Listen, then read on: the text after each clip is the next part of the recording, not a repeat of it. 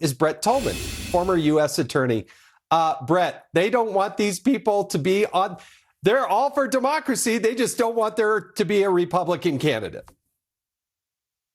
That's exactly right, Jason. I mean, this is unprecedented activism by lawyers who want to try to manipulate the law, manipulate facts, try to utilize the courts to eliminate a candidate that they're afraid of.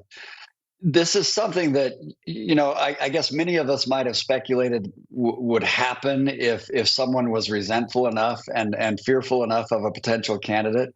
But we are a republic. We have checks and balances on our government. We have a former president and President Trump who has a record that shows a stronger economy, a much more peaceful international scene because of his efforts. You have a track record that flies in the face of what Biden has been doing.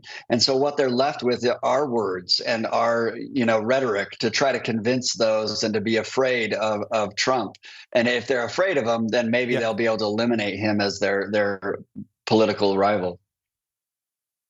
Well, that's their playbook. They keep going to it. The problem is we have 4 years, like you said, of Donald Trump, where the world was safer. We were safer at home. The border was closed. We didn't have the rapid inflation. We didn't have 2 wars going on.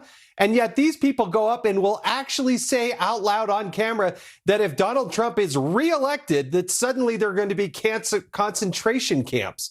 I mean, that's so offensive. Millions of people were killed in concentration camps in what happened with the Nazis. And they're out there trying to compare him to having concentration camps. It's just so infuriating.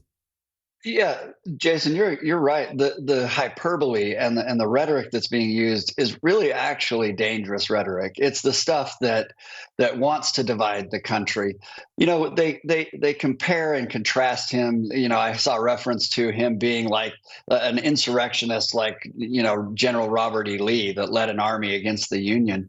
The irony of that is Abraham Lincoln, the president at the time, was trying to unify this country. He brought his rivals into his cabinet. Instead, we see the leadership of the Democrats wanting to put their rivals in jail or to prosecute them or to malign them to such a degree to divide this country.